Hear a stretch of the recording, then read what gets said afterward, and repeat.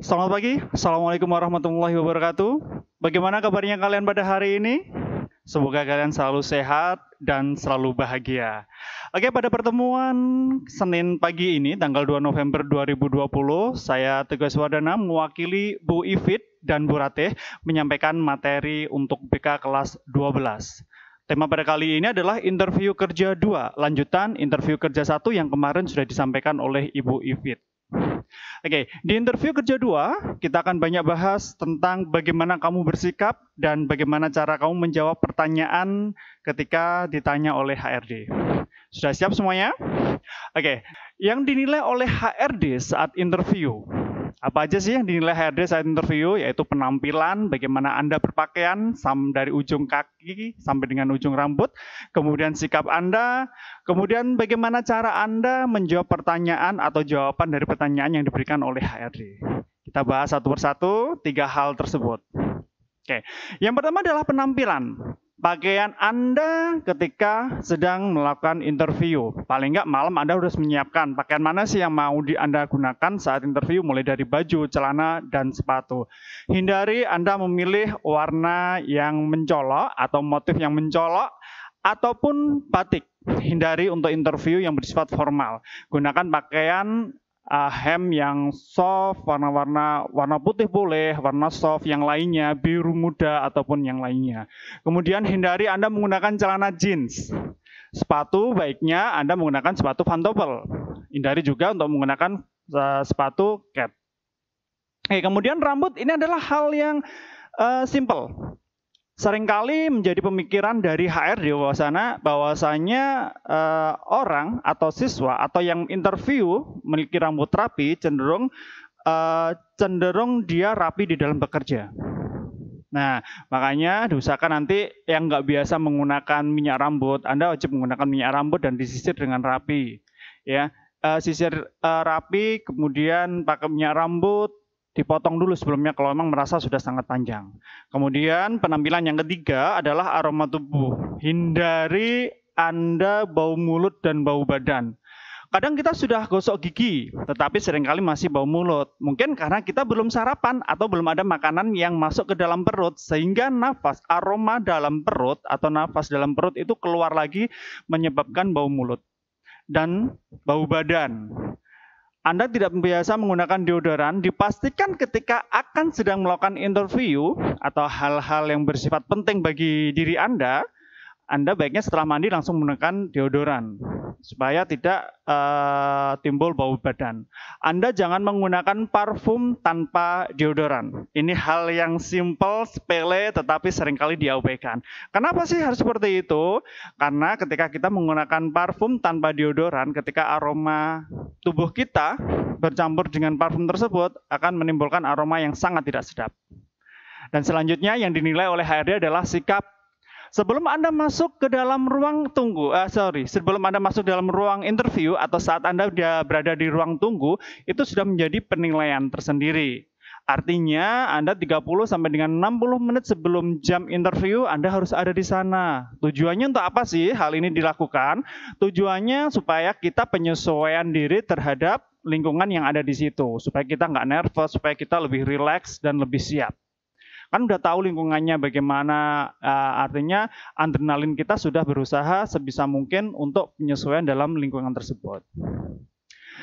Kemudian ketika menunggu bersama teman-teman, seringkali kita melakukan interview di sekolah kita atau di SMK Taruna Jaya Prawira. Ketika kita melakukan interview di sekolah kita, seringkali kita itu mengabaikan hal ini. Seringkali kita asik karena udah tahu lingkungannya ya, asik bercanda dengan teman-teman sehingga sampai dengan terdengar di dalam ruangan. Ini akan menjadi penilaian yang kurang baik juga. Jadi selama di ruang tunggu, walaupun Anda bersama dengan orang-orang yang Anda kenal, Anda harus tetap bersifat tenang dan tenang, santun, dan sopan. Ya. Berikutnya saat masuk ke dalam ruang interview. Ini juga sudah menjadi penilaian bagaimana Anda membuka pintu, apakah tenang atau geredak. Nah, atau dengan cara yang lainnya ketika Anda duduk, langsung duduk sambil leyeh-leyeh seperti ini. itu juga tidak disarankan. Baiknya Anda ketika ketika buka pintu, kemudian Anda ucapkan salam. Di era pandemik ini untuk berjabat tangan seringkali dihindari oleh HRD, maka Anda bisa membukukan badan Anda di depan HRD. Dengan seperti ini itu bisa. Itu bentuk salam atau hormat kita kepada yang mengundang. Ya. Ketika Anda sudah di dalam ruang interview, mata Anda, tolong dipastikan mata Anda. Dan ini sudah masuk di saat proses interview. Dan di saat proses interview ini, yang dinilai adalah komunikasi, baik komunikasi secara verbal maupun non-verbal. Baik bagaimana cara Anda berbicara, pemilihan kata, kemudian pandangan Anda, gerak mulut Anda, gerak mata Anda, gerak tangan Anda, ini adalah bentuk bahasa komunikasi yang muncul saat interview. Jadi ini benar-benar perlu diperhatikan bagaimana ketika Anda menjawab, apakah mata Anda melihat HRD-nya atau melihat ke atas, atau bagaimana. Ini sudah menjadi penilaian. Baiknya bagaimana sih komunikasi kita saat menjawab pertanyaan? Harusnya tangan boleh di atas paha atau boleh di atas bangku dengan cara yang dilipat seperti ini, bukan yang bersila seperti ini. Atau yang seperti ini tidak disarankan. Ya, jadi kalaupun Anda taruh di atas paha, Anda dalam kondisi yang rileks, santai, tetapi tidak menyandarkan punggung Anda pada sandaran. Oke, kemudian ketika menjawab pertanyaan, mata Anda sesekali dilihat ke mata HRD-nya. Ketika melihat mata HRD-nya disertai dengan senyum. Di awal, Anda lihat mata HRD, kemudian menjawab. Anda boleh melihat sekeliling atau melihat ke bawah, tetapi hindari melihat ke atas atau ke langit-langit. Ya.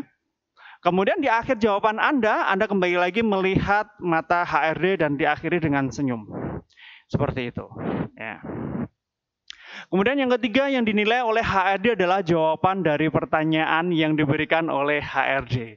Langsung aja ya, kemarin sudah dibahas oleh Bu Yufit nih, pertanyaan-pertanyaan yang kiranya muncul. Nah, ini saya sudah merangkum, ada 4 pertanyaan yang seringkali membuat Anda sulit menjawabnya, padahal itu sangat mudah sekali. Nah, pertama yang seringkali muncul adalah perkenalkan tentang diri kamu. Silahkan dikenalkan tentang diri Anda. Seringkali muncul seperti itu pertanyaannya. Apa yang harus Anda lakukan? Anda bisa menceritakan tentang nama Anda, tentang pendidikan Anda, tempat tinggal Anda, pengalaman Anda, skill Anda, organisasi yang pernah Anda ikuti, dan kegiatan-kegiatan harian Anda, atau mingguan atau bulanan yang sering Anda lakukan dengan rutin. Contoh, oke langsung aja masuk ke contoh. Silakan perkenalkan tentang diri Anda. Baik, terima kasih atas waktu yang sudah diberikan undangan kepada saya sehingga saya bisa hadir interview di perusahaan Bapak. Perkenalkan, saya Teguh Iswardana, saya biasa disapa Teguh, saya tinggal di Gedong Ngombo. Saya lulusan SMK Taruna Jaya Prawira Tuban tahun 2020. Saya pernah magang kerja di PT Varia Usaha Beton. Saya di sana magang di bagian las. Jadi saya biasa mengerjakan pekerjaan las mulai dari menyiapkan sampai dengan finishing. Kemudian organisasi yang pernah saya ikuti selama di sekolah, saya pernah bergabung di OSIS dan saya aktif di kegiatan pencinta alam. Di rumah, saya aktif di kegiatan keagamaan, saya aktif di Karang Taruna, dan saya aktif di kegiatan Duta Wisata Kabupaten Tuban. Oke. Itu tentang diri saya. Terima kasih. Nah, Anda bisa bercerita seperti itu. Jadi diceritakan secara runtut mulai dari Anda. Anda jangan sepanang hanya menceritakan. Silakan ceritakan tentang diri Anda. Anda hanya menjawab, nama saya Teguh, saya tinggal di Gedong Ngombo. Hanya seperti itu, jangan. Anda bisa bercerita banyak tentang diri Anda di sini. Karena pandangan pertama atau kesan pertama itu nanti akan menentukan Anda akan berlangsung lama nggak nih interview atau hanya cuma sebentar. Nah, tandanya kalau Anda interviewnya berlangsung lama, artinya HRD-nya atau yang menginterview respect kepada Anda. Tetapi kalau interview prosesnya sangat cepat sekali, hanya 3 menit atau 5 menit, itu artinya yang interview tidak respect kepada Anda. Ya. Oke, langsung pertanyaan yang kedua yang sudah menjadi rangkuman saya adalah ceritakan aktivitas kamu. Aktivitas apa Pak yang harus saya ceritakan? Oke, Anda bisa menceritakan aktivitas Anda mulai dari bangun tidur sampai dengan tidur lagi, disertai dengan waktunya atau jamnya. Contoh, jam 4 saya bangun tidur, kemudian saya mandi dan saya bersiap pergi ke masjid untuk berjamaah sholat subuh. Setelah itu saya olahraga maksimal sampai jam 5.30. Kemudian saya mandi dan bersiap untuk berangkat ke sekolah. Sampai di sekolah saya jam 6.45. Kemudian saya mengikuti proses pembelajaran dan saya pulang lagi ke rumah sampai rumah jam 14.00. Saya mandi, kemudian istirahat, saya mandi, makan, kemudian istirahat sebentar. Setelah sholat asar saya berangkat olahraga sampai dengan jam 17.00 saya pulang, mandi, bersih-bersih diri, istirahat sebentar, persiapan ke masjid untuk menunaikan sholat jamaah. Setelah itu saya berada di masjid atau musola sampai dengan jam 7 atau setelah sholat isya. Setelah sholat isya, saya menyiapkan materi pelajaran apa yang harus saya siapkan besok. Mulai dari kalau ada tugas ya saya kerjakan, kalau enggak ya sudah, saya baca-baca yang menurut saya menarik. Saya tidur paling malam jam 20.00. Terima kasih. Anda bisa selalu bercerita tentang diri Anda atau tentang aktivitas Anda mulai terima kasih atas waktu yang telah diberikan dan diakhiri dengan terima kasih kembali dengan senyuman. Baik. Kemudian yang ketiga adalah ceritakan kelebihan dan kekurangan kamu. Ini yang sering kali HRD langsung coret kamu ketika kamu menceritakan kekurangan kamu adalah bersifat psikologis. Karena kekurangan yang bersifat psikologis itu sulit sekali untuk dibenahi karena membutuhkan pembiasaan yang cukup lumayan panjang. Artinya ketika Anda disuruh menceritakan kekurangan, Anda ceritakan kekurangan yang bersifat bisa dibenahi dalam waktu dekat. Contoh, kekurangan Anda apa? Silakan ceritakan kekurangan Anda. Baik, kekurangan saya adalah saya kurang mahir di dalam berbahasa Inggris, saya kurang mahir di dalam bukan pengelasan. Saya kurang mahir di dalam bahasa Inggris dan saya sudah bersiap untuk mengikuti diklat bahasa Inggris dalam waktu dekat ini. Dan saya setiap hari mulai jam 14 sampai dengan jam 17 saya bergabung di bengkel untuk mengasah skill saya supaya saya punya skill yang lebih daripada yang sebelumnya. Nah, artinya kekurangan-kekurangan itu harus dijawab juga dengan solusinya. Sebenarnya kekurangan itu bukan semata-mata industri atau HRD ingin mencerca kamu, mencari burukmu. Enggak. Dia pengen ada solusi. Sebenarnya kalau kita punya kasus seperti ini, permasalahan seperti ini, solusinya bagaimana sih? Sebenarnya hanya itu. Kemudian ceritakan kelebihan kamu. Ceritakan tentang skill kamu yang berkaitan dengan pekerjaan yang sedang Anda lamar. Contoh saat ini Anda sedang melamar di operator mesin gitu ya. Artinya Anda bercerita kalau memang kamu lulusan mesin, Anda pemesinan, Anda bercerita tentang kelebihan Anda di bidang mesin. Kalau Anda di bidang listrik, mungkin Anda bisa bercerita juga kelebihan kamu tentang skill kamu di bidang listrik. Nah, ceritakan kelebihan tentang skill kamu, ceritakan kekurangan tentang hal yang bisa kamu benahi dalam waktu dekat. Jangan menceritakan tentang kekurangan psikologis kamu atau kelebihan psikologis kamu. Oke, yang keempat, yang terakhir sekali ditanyakan oleh HRD. Biasanya selesai interview, HRD akan bertanya, ada yang ingin ditanyakan? Biasanya seperti itu. Ini kesempatan yang luar biasa ketika HRD menanyakan ini. Artinya HRD mancing juga sih sebenarnya. Ada keinginan antusiasme nggak sih dari yang saya tes ini? Selesai juga bisa langsung. Tetapi alangkah lebih baiknya ketika ada penawaran untuk bertanya, Anda harus bertanya.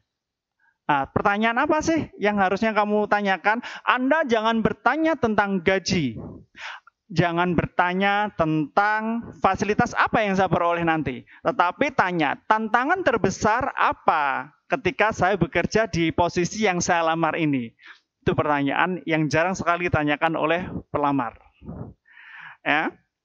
Anda bisa buka-buka materi ini banyak sekali sebenarnya di YouTube ataupun di internet tentang persiapan untuk interview kerja. Tentunya Anda ini hanya bersifat garis besar ya, kamu sesuaikan kembali dengan diri Anda. Oke. Kawan milenial di era new normal ini muncul istilah baru, hidden interview. Bagaimana? Kemarin Bu Ivit sudah membahas beberapa jenis-jenis interview. Interview oleh HRD, interview secara publik, dan ini ada hidden interview.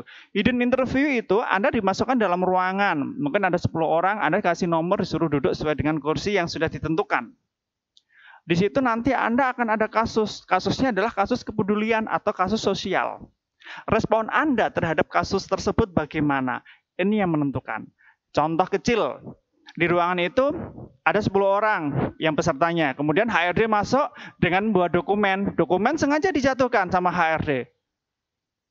Tetapi nanti akan ada kamera ini. Kamera ini akan melihat reaksi Anda terhadap dokumen itu bagaimana. Cuek, mengambil dan segera mengasihkan pada HRD-nya, atau mengambil dan membuka-buka baru dikasihkan, atau tidak respon sama sekali. Asik dengan teman Anda. Nah, ini akan menentukan. Nah, nanti akan dilihat, dipanggil. Yang saya panggil nomornya, masuk ke ruang berikutnya. Yang tidak saya panggil nomornya, silahkan pulang. Ini seringkali seperti itu. Itu namanya hidden interview. Jadi ada hidden interview, ada interview publik. Interview publik itu adalah ketika kita interview menceritakan tentang diri kita, menceritakan kelebihan dan kekurangan kita di hadapan publik atau di hadapan peserta interview. Oke, teman-teman semuanya BK kelas 12, tugas kalian di rumah adalah belajar atau berlatih berbicara di depan kaca. Jadi menceritakan tentang diri Anda, kelebihan dan kekurangan Anda. Ya, kemudian mencatat apa yang ingin Anda katakan dan ucapkan dengan intonasi yang tepat, termasuk ekspresinya. Belajarlah vokal, kemudian dibiasakan memakai minyak rambut dan menyisir rambut dengan rapi. Ini hal yang simpel, tapi jarang sekali kita melakukan. Karena pembiasaan ini butuh waktu, nggak bisa langsung sulap celing, Anda menjadi orang yang perfect, nggak bisa, harus ada pembiasaan. Dan menyisir rambut dengan rapi, dengan menggunakan minyak rambut ini jarang sekali dilakukan. Oke, yang kelima, saat keluar rumah tidak menggunakan baju yang biasanya Anda gunakan tidur. Tolong sekali. Biasanya perempuan ini seringkali menggunakan baju dasternya dijaketi kemudian pergi belanja atau kemana. Tolong dihindari menggunakan baju tidurnya untuk keluar rumah. Ya, itu pembiasaan juga. Yang keenam adalah belajar mendengarkan orang yang sedang berbicara. Ini akan melatih kesabaran Anda dan melatih pemahaman Anda terhadap apa yang disampaikan oleh orang lain.